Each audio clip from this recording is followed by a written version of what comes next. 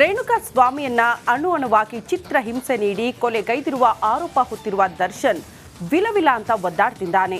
Charge sheet ಸಲ್ಲಿಕೆ ಆಗ್ತಾ ಇದ್ದಂತೆ ಬೇಲ್ಗಾಕಿ ಪರದಾಡ್ತಿದ್ದಾನೆ. ಈ ಕುರಿತ ಒಂದು ರಿಪೋರ್ಟ್ ಇಲ್ಲಿದೆ ನೋಡಿ.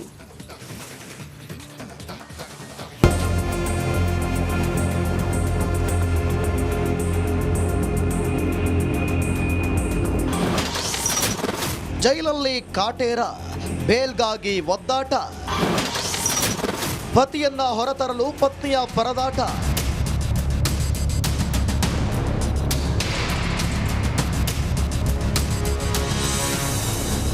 ಬೇಡ ಬೇಡ ಅಂದ್ರೂ ಬಿಡ್ಲಿಲ್ಲ, ಜೀವದಾನ ಮಾಡಿ ಅಂತ ಬೇಡಿದ್ರೂ ಮನಸ್ಸು ಕರಗಲಿಲ್ಲ.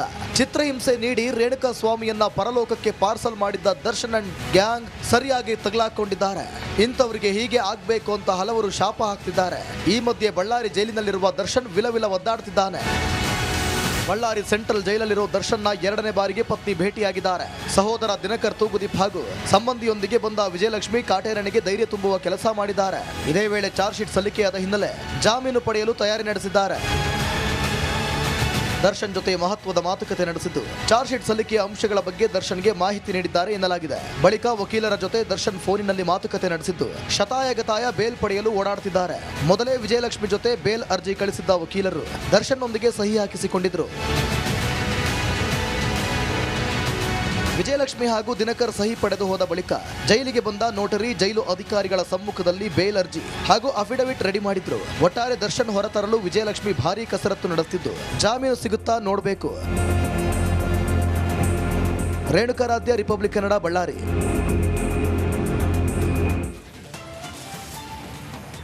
ರೇಣುಕಾ ಸ್ವಾಮಿಯನ್ನ ಪಟ್ಟಣಗೆರೆ ಶೆಡ್ನಲ್ಲಿ ಕಟ್ಟಾಕಿ ಚಿತ್ರಹಿಂಸೆ ನೀಡಿ ವಿಕೃತಿ ಮೆರೆದಿದ್ದ ಆರೋಪಿಗಳು ಕಂಬಿ ಎಣಿಸುತ್ತಿದ್ದಾರೆ. ಆದರೆ ಯಾರ ಏಟಿನಿಂದ ಆತ ಸಾವನ್ನಪ್ಪಿದ ಅನ್ನೋದು ಈಗ ಭಾರಿ ಚರ್ಚೆಗೆ ಗ್ರಾಸವಾಗಿದೆ. ಈ ಕುರಿತ ರಿಪೋರ್ಟ್ ಇಲ್ಲಿದೆ ನೋಡಿ.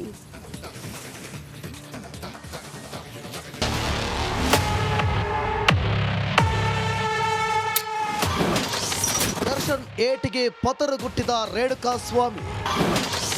ಒಂದೇ ಒದಗೆ ರೇಣುಕಾ ಸ್ವಾಮಿ ವಿಲವಿಲ ಒದ್ದಾಟ. ರೇಣುಕಾ ಸ್ವಾಮಿಯನ್ನ ಪಟ್ಟಣಗೆರೆ ಶೆಡ್ನಲ್ಲಿಟ್ಟು ಟಾರ್ಚರ್ ಇಟ್ಟಿದ್ದ ಗ್ಯಾಂಗ್ ನರಕ ತೋರಿಸಿದ್ರು. ಶೆಡ್ಗೆ ಬಂದ ದರ್ಶನ್ ಕೋಪದಲ್ಲಿ ಒಂದೇ ಒಂದು ಏಟು ಕೊಡ್ತಿದ್ದಂತೆ ರೇಣುಕಾ ಸ್ವಾಮಿ ಪಾತರಗುಟ್ಟು ಹೋಗಿದ್ದ. ನೆಲದ ಮೇಲೆ ಬಿದ್ದು ಒದ್ದಾಡಿದ್ದಾನೆ. ಆದ್ರೂ ಬಿಡದೆ ದಾಸ ಥಳಿಸಿದ್ದಾನೆ. ರೇಣುಕಾ ಸ್ವಾಮಿ ಪೋಸ್ಟ್ ಮಾರ್ಟಂನಲ್ಲಿ ಬಲವಾಗಿ ಪೆಟ್ಟು ಬಿದ್ದು ಸಾವನ್ನಪ್ಪಿರುವ ಬಗ್ಗೆ ವರದಿಯಾಗಿದೆ. ಯಾವ ಅಂಗಕ್ಕೆ ಪೆಟ್ಟು ಬಿದ್ದು ಸತ್ತಿದ್ದು ಅಂತ ದೃಢಪಡಿಸುವಂತೆ ವೈದ್ಯರಿಗೆ ಪೊಲೀಸರು ಪತ್ರ ಬರೆದಿದ್ದಾರೆ. ಮೇಲ್ನೋಟಕ್ಕೆ ದರ್ಶನ್ ಹೊಡೆತದಿಂದಲೇ ಸತ್ತಿರುವ ಬಗ್ಗೆ ಅನುಮಾನ ವ್ಯಕ್ತವಾಗಿದೆ. ಪಕ್ಕೆಲುಬು ಮುರಿದು ಹಾಗೂ ಮರ್ಮಾಂಗಕ್ಕೆ ಏಟು ಬಿದ್ದು ಸತ್ತಿದ್ದಾನೆ ಎಂಬುದರ ಬಗ್ಗೆ ಪೊಲೀಸರು ಶಂಕಿಸಿದ್ದಾರೆ. ಹೀಗಾಗಿ ಯಾವ ಭಾಗಕ್ಕೆ ಬಿದ್ದ ಏಟಿನಿಂದ ಸತ್ತಿರಬಹುದು ಎಂಬ ಬಗ್ಗೆ ಕಾಮಾಕ್ಷಿಪಾಳ್ಯ ಪೊಲೀಸರು ವೈದ್ಯರ ಮೊರೆ ಹೋಗಿದ್ದಾರೆ. ವೈದ್ಯರ ವರದಿ ಬಂದ ಬಳಿಕ ಆ ಅಂಶ ಚಾರ್ಜ್ ಶೀಟ್ನಲ್ಲಿ ಸೇರಿಸಲಿದ್ದಾರೆ. ಯಾರಿಂದ ಸತ್ತಿದ್ದು ಅಂತ ಅಡಿಷನಲ್ ಆಗಿ ಸಲ್ಲಿಸುವ ಚಾರ್ಜ್ ಶೀಟ್ನಲ್ಲಿ ಈ ವಿಚಾರ ಪ್ರಸ್ತಾಪವಾಗಲಿದೆ. ಧ್ರುವರಾಜ್, ರಿಪಬ್ಲಿಕ್ ಕನ್ನಡ, ಬೆಂಗಳೂರು.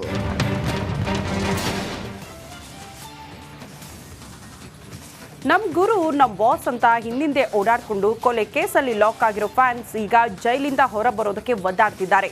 ಜಾಮೀನು ಅರ್ಜಿಗೂ ಅಪ್ಲೈ ಮಾಡಲಾಗದ ಸ್ಥಿತಿಯಲ್ಲಿದ್ದಾರೆ. ಆ ಕುರಿತ ಒಂದು ವರದಿ ಇಲ್ಲಿದೆ ನೋಡಿ.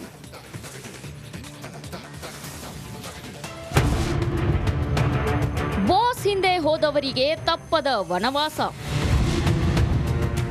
ಜೈಲಿನಿಂದ ಹೊರಬರಲಾಗದೆ ನಿತ್ಯ ಪರದಾಟ.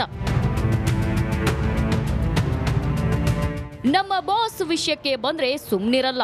ನಮ್ ಬಾಸೇ ನಮ್ಗೆ ದೇವ್ರು, ನಮ್ಮ ಬಾಸ್ ಡಿ ಬಾಸ್ ಅಂತ ಚೀರಾಡ್ತಿದ್ದವರು ಈಗ ಕೊಲೆ ಕೇಸಲ್ಲಿ ಲಾಕ್ ಆಗಿದ್ದಾರೆ. ಚಾರ್ಜ್ ಶೀಟ್ ಸಲ್ಲಿಕೆಯಾದ್ಮೇಲೆ ಒಬ್ಬೊಬ್ಬರೇ ಜಾಮೀನಿಗೆ ಅರ್ಜಿ ಹಾಕ್ತಿದ್ದಾರೆ. ಆದ್ರೆ ಮಂಡ್ಯದ ನಂದೀಶ್ ಮಾತ್ರ ಹೇಳಲಾಗದ ಸ್ಥಿತಿಗೆ ಸಿಲುಕಿ ಒದ್ದಾಡ್ತಿದ್ದಾನೆ. ದರ್ಶನ್ಗೆ ಸಹಾಯ ಮಾಡಲು ಹೋಗಿ ಕೊಲೆ ಕೇಸಲ್ಲಿ ತಗಲಾಕೊಂಡು ಜೈಲಲ್ಲಿ ನರಕ ಯಾತನೆ ಅನುಭವಿಸುತ್ತಿದ್ದಾನೆ. ಅಷ್ಟೇ ಅಲ್ಲ, ಅತ್ತ ಜಾಮೀನು ಅರ್ಜಿಗೆ ಡಿ ಗ್ಯಾಂಗ್ ಸಿದ್ಧತೆ ನಡೆಸುತ್ತಿದ್ರೆ ಇತ್ತ ವಕೀಲರನ್ನ ನೇಮಿಸಲಾಗದೆ ನಂದೀಶ್ ಫ್ಯಾಮಿಲಿ ಪರದಾಡುತ್ತಿದೆ. ಈ ನಡುವೆ ಎಫ್ಐ ನಂದೀಶ್ ಕುಟುಂಬಕ್ಕೆ ದರ್ಶನ್ ಪತ್ನಿ ಅಭಯ ನೀಡಿದ್ದಾರೆ. ವಕೀಲರನ್ನ ನೇಮಿಸಿ ಜಾಮೀನು ಕೊಡಿಸೋದಾಗಿ ವಿಜಯಲಕ್ಷ್ಮಿ ಭರವಸೆ ನೀಡಿದ್ದಾರಂತೆ.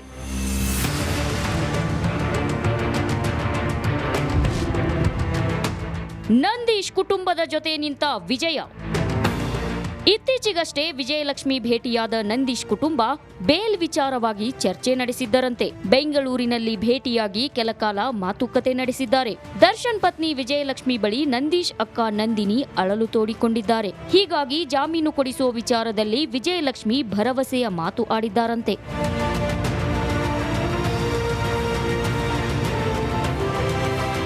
ಪ್ರಕರಣದ ವಿಚಾರವಾಗಿ ಮಾಧ್ಯಮಗಳ ಮುಂದೆ ಬರದಂತೆ ವಿಜಯಲಕ್ಷ್ಮಿ ಸಲಹೆ ನೀಡಿದ್ದಾರೆ. ಇನ್ನು ವಿಜಯಲಕ್ಷ್ಮಿ ಭರವಸೆ ಬೆನ್ನಲ್ಲೇ ನಂದೀಶ್ ಕುಟುಂಬವನ್ನ ದರ್ಶನ್ ಆಪ್ತರು ಸಂಪರ್ಕಿಸಿದ್ದಾರಂತೆ. ಆಪ್ತರ ಬಳಿಯೂ ನಂದೀಶ್ ಬಿಡುಗಡೆ ಮಾಡಿಸುವಂತೆ ಕುಟುಂಬಸ್ಥರು ಮನವಿ ಮಾಡಿದ್ದು, ನಮಗೆ ಯಾವುದೇ ಹಣ ಸಹಾಯ ಬೇಡ, ನಂದೀಶ್ ಬಿಡುಗಡೆ ಆದ್ರೆ ಸಾಕು ಅಂತ ಕಣ್ಣೀರಿಟ್ಟಿದ್ದಾರೆ. ಕಾನೂನಾತ್ಮಕ ಪ್ರಕ್ರಿಯೆಯಲ್ಲಿ ನಿಮ್ಮ ಜೊತೆಗಿರ್ತೀವಿ ಅಂತ ದರ್ಶನ್ ಆಪ್ತರು ಕೂಡ ಭರವಸೆ ನೀಡಿದ್ದಾರೆ ಎನ್ನಲಾಗಿದೆ. Bureau report, republic Kannada.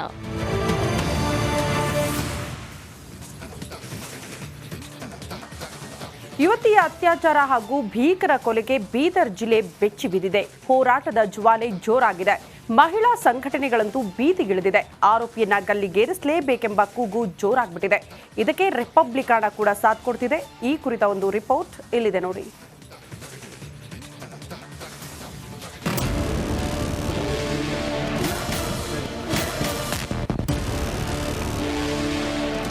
ಊರ ಹೊರವಲಯದಲ್ಲಿ ಯುವತಿ ಶವಕ್ಕಾಗಿ ಹುಡುಕಾಟ.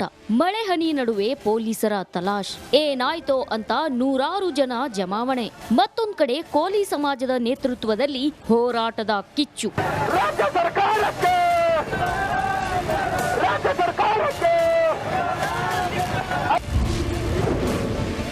ಬೀದರ್ನಲ್ಲಿ ಯುವತಿ ರೇಪ್ ಅಂಡ್ ಮರ್ಡರ್. ಮುಳ್ಳಿನ ಪೊದೆಯಲ್ಲಿತ್ತು ಯುವತಿಯ ಕಳೆಬರಹ. ಆರೋಪಿಗಳನ್ನ ಗಲ್ಲಿಗೇರಿಸುವಂತೆ ಹೋರಾಟ. ಮಹಿಳಾ ಸಂಘಟನೆಗಳ ಕೂಗಿಗೆ ರಿಪಬ್ಲಿಕ್ ಧ್ವನಿ. ಅವರಿಗೆ ಫಾಸಿ ಶಿಕ್ಷೆ ಕೊಡುವಂತ ಕೆಲಸ ಮಾಡ್ಬೇಕು. ನೀವು ಇವಾಗನೇ ಏನಪ್ಪಾ, ನಮ್ಮ ಹೆಣ್ಮಕ್ಳ ಮ್ಯಾಗ, ನಮ್ಮ ಅಕ್ಕ ತಂಗಿಯರ ಮ್ಯಾಗ ಏನಪ್ಪಾ ಅಂದ್ರೆ ಅಲ್ಲೇ ಆಗ್ಲತ್ತವ, ನೀವು ತಡೆ ಅಂತ ಕೆಲಸ ಮಾಡಬೇಕು. ರಾಷ್ಟ್ರ ರಾಜಧಾನಿ ದೆಹಲಿ, ದೀದಿನಾಡು ಪಶ್ಚಿಮ ಬಂಗಾಳದಲ್ಲಿ ಮಾತ್ರವಲ್ಲ, ನಮ್ಮ ರಾಜ್ಯದಲ್ಲೂ ಭೀಭತ್ಸ ಕೃತ್ಯವೊಂದು ನಡೆದು ಹೋಗಿದೆ. ಬೀದರ್ ಜಿಲ್ಲೆಯಲ್ಲಿ ಯುವತಿಯ ಮೇಲೆ ಕೀಚಕರು ಅತ್ಯಾಚಾರ ನಡೆಸಿ ಅಮಾನುಷವಾಗಿ ಕೊಲೆ ಮಾಡಿದ್ದಾರೆ. ಈ ಘಟನೆಗೆ ಇಡೀ ರಾಜ್ಯವೇ ಬೆಚ್ಚಿ ಬಿದ್ದಿದೆ.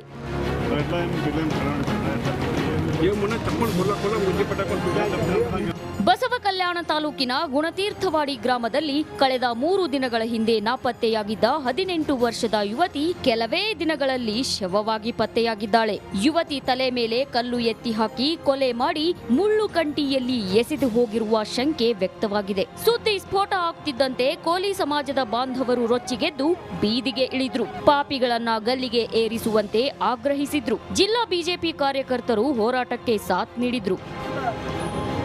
ಗುಂಟೀರ್ವಾಡಿಯಲ್ಲಿ ಅವರು ವಾಸವಾಗಿದ್ದಾರೆ. ಅತ್ಯಂತ ಬಡ ಕುಟುಂಬ. ಭಾಗ್ಯಶ್ರೀ ಕೊಲೆಯನ್ನ, ಅಮಾನವೀಯ ಕೃತ್ಯವನ್ನ ನಿಜವಾಗ್ಲೂ ನೋಡಿದ್ರೆ ಎಂಥವ್ರನ್ನು ಕಳ್ಳ ಚೂರು ಅಂತಕ್ಕಂಥ ಘಟನೆ ಇದು. ಮಹಿಳಾ ಸಂಘಟನೆಗಳ ಕೂಗಿಗೆ ರಿಪಬ್ಲಿಕ್ ಧ್ವನಿಯಾಗಿದೆ. ಜಿಲ್ಲಾ ಉಸ್ತುವಾರಿ ಸಚಿವ ಈಶ್ವರ್ ಖಂಡ್ರೆ, ಶಾಸಕ ಶರಣು ಸಲಗಾರ್ ಯುವತಿ ಮನೆಗೆ ಭೇಟಿ